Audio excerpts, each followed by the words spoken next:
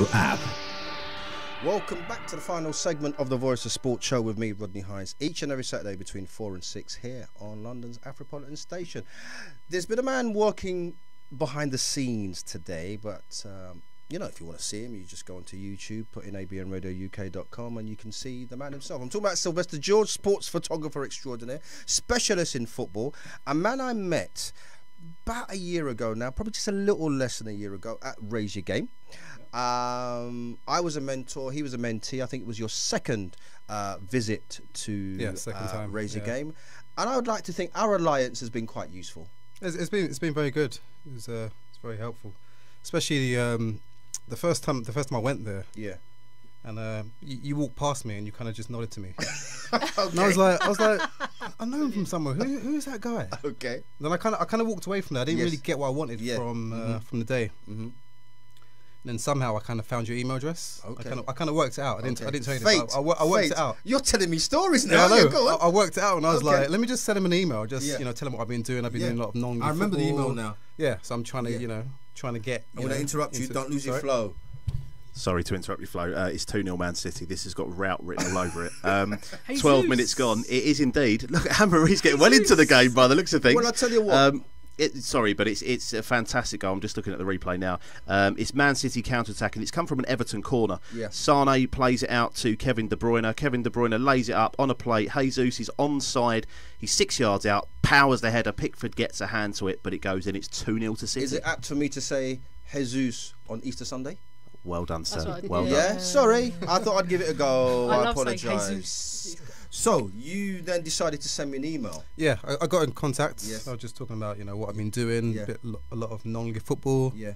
And I was like, is there any kind of opportunities, anything I can do for The Voice? Yeah.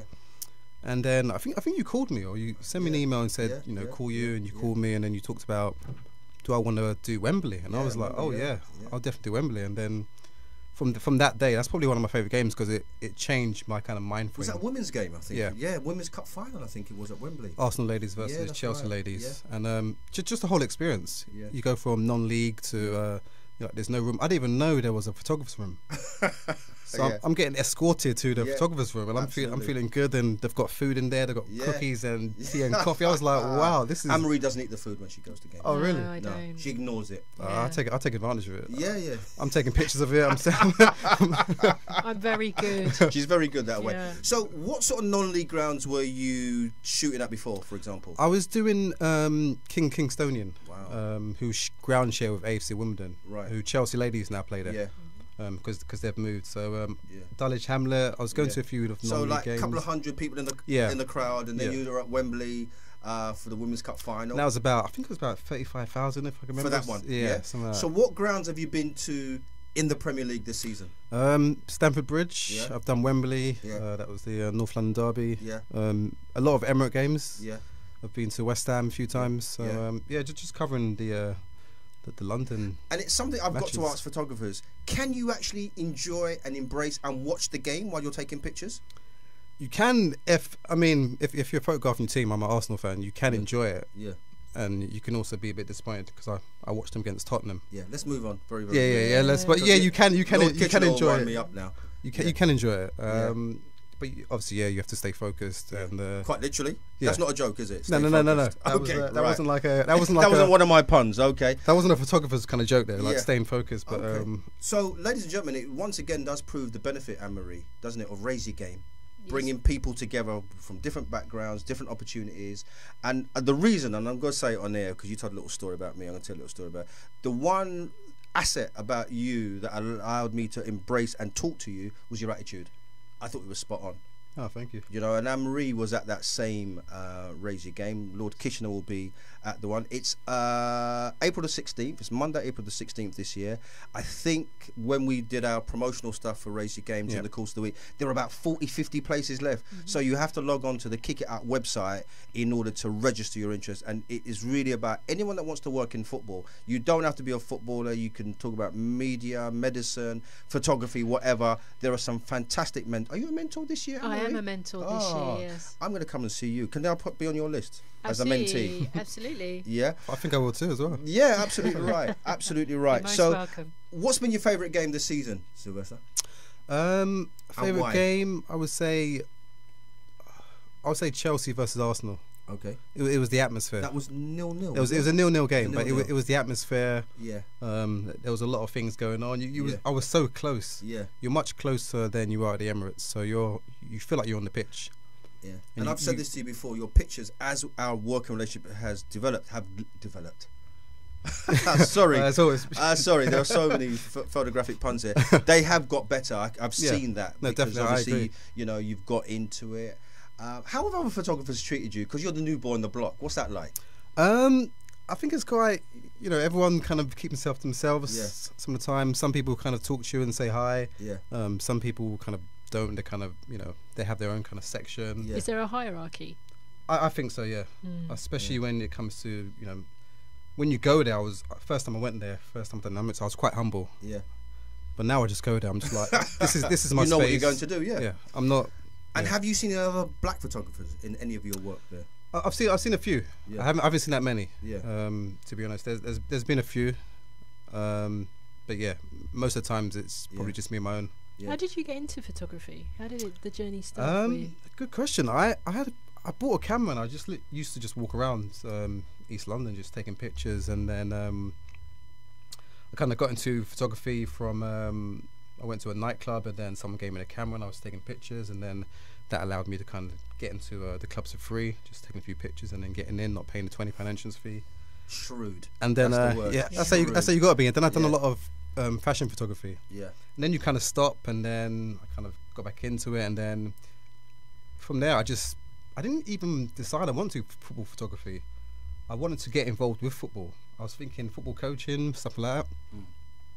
But then someone said to me, you've got to be realistic about football coaching. Yeah. So I kind of thought, let me mix photography and football together and see if I can go down that path. And in terms of your future, in terms of sports photography, where do you want to take it? Where do you head now?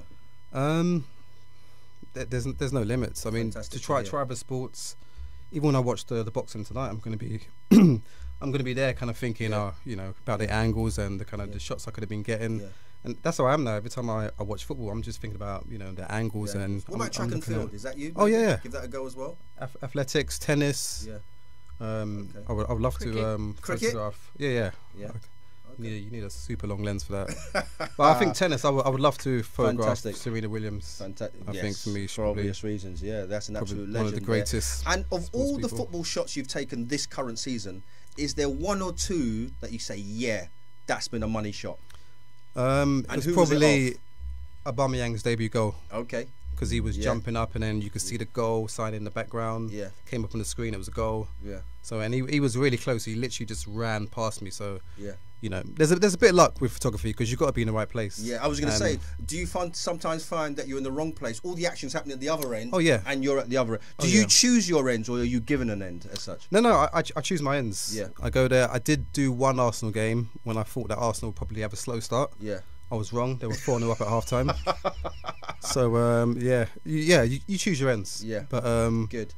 Yeah, it's quite difficult sometimes because a lot of photographers, they get there early and they kind of take a lot of spaces up, and like 2 or 3 spaces. Yeah. When they only need one. Yeah, exactly. There's a lot that goes on. And what would you say to any aspiring photographers listening to the show in terms of maybe where you were not too long ago, maybe a little bit tentative, not sure? What would you say to them in terms of your journey and what they should do? Keep at it. Start with your non-league teams. Work your way through there. See if you can. For me, I went from non-league to Premiership. Yeah. My goal was to go from non-league like the title of a book, doesn't it? Yeah. My goal was to go from non-league to like Football League 2 and maybe Leighton Orient and stuff like that. Steps, yeah, exactly. Move up. But you missed out a few. Yeah, and I literally jumped up to the Premiership. And raise your game. Quite literally has been useful in terms of you missing out some of those steps. Yeah, no, definitely. Without you raise your game, I wouldn't have met you. So I would have still been at Kingstonian. So no, it's a big help. But it's literally buying a camera and just going out there to do it, isn't it? Yeah. There's nothing else that's needed. No. You just got to have the drive for it and commitment. That's the one word you haven't exactly said. Because I know you live in Southwest London. Yeah. You got to. I mean, maybe Chelsea's easy to get to, but Arsenal's a long way away. Yeah. The London stadiums and the depths of East London. It's a commitment still, isn't it? Oh yeah, even though a game's 90 minutes, it's a full day. Yeah, you've got your travelling, you've got your editing as well. back as again. And what I like about you as well, you always produce pictures for me to look at almost straight after the game, a little selection, and then you send me the main ones. Sylvester, it's been an absolute pleasure. Thank you. Keep up the good work, and we'll be talking soon, no doubt. We're going to wrap up the show now with Anne-Marie's time. We're going to talk about tennis now, Anne-Marie. What's happening? What's happening in the world of tennis? Because I know you might be going to the French Open in May.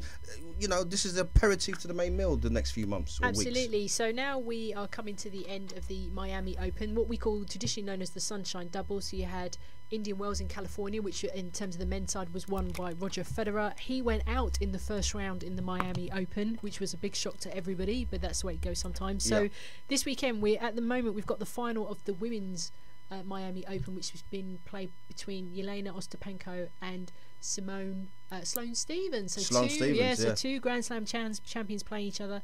And then tomorrow, the big shock on the cards, it's going to be John Isner versus Alexander Zverev in the men's final. Two people who you didn't think would be able to get that far. Pretty tall, that Mr. Isner, isn't he? He is. They're both tall. They're both about 6'4" or something daft like that. So that's going to be quite interesting. But so then after that, it's all about the clay. Now it's going to be all about the clay, and we know Roger Federer has announced that he will not be playing the clay season. Is that disappointing for you, bearing in mind you're going to that tournament? No, seriously, you'd like to have seen it, wouldn't you? Live and direct? Yeah, no? I'd like to see. I would like to see him, but grass is his thing, so there was no. But yes, I'd like to see him play, but I'd like to see him play on grass. Yeah. To be honest. Okay. We will see Serena at the French Open, that's for sure. I think the big shock is about Novak Djokovic, who's just completely, his game is gone. He went out very early in Miami Open. He's split up with his coach Andre Agassi. Just don't think he's got the mindset there for that. Andy Murray has announced that he'll be playing a couple of warm-up I was going to ask you, how is he? He's good. He's been posting lots of pictures on social media. He will play the Rotterdam Open in June before Wimbledon as well. So that's all happening. So there's a lot of stuff. I think there was a big question about Serena. Should she have had protected ranking going back into the Miami Open? That generated a lot of debate. I don't think so. I don't think so. You're going to play. You either play or you don't. Yeah, do you know exactly. what I mean? And I think, you know, if you have a child, you have a child, and I don't think you should be able to then go back into the same spot as you were before, because I think that denies other people opportunity. So I don't. That was a really odd one. But yeah, so the clay season is upon us fairly soon. And how excited are you to be hopefully going to Paris for this wonderful tournament? I am beyond excited about the opportunity to go I've to got you on Roland Facebook, so on YouTube, so everyone can see that Colgate smile. Mike, in terms of the football, how's that going? I'm purring, Rodney. Yeah, I'm literally purring. I've never seen you so quiet. This is engrossing football. Both goals, I have missed your umpire's finger. Yeah, and I'm getting so excited because yes, I'm a Spurs fan, but as a football fan, Manchester City look class. They're really, really good. Everton have had one opportunity. Leighton Baines just grazed the crossbar with a free kick. Yeah. Is he other still than playing? that, He must be about 90 now. Believe it or not, he took the free kick off Rooney as well. He's 95. Yeah. Other than that, looking at this game, I will take your 10p and tell you Manchester City will score at least 5. They should be 3 or 4 already. Okay, Anne-Marie, just going to wrap up with you. We started the show, or we were just into the show, and we talked about what's happening in terms of Australia, and sadly the ball tampering, sandpaper. You and Michael had slightly differing opinions. I think you understand there should be a punishment, but Agreed. The length of the punishment you had some thoughts on. What about the world of tennis? There must have been a couple of faux pas and some scenarios there as well. Share, please. Absolutely. So tennis is not immune from match fixing. It's a big concern within the game. So you have something called the TIU, which is the Tennis Integrity Unit, which was set up in 2008 to monitor all tennis games, right from grassroots up to the Premier League level of tennis, if you like.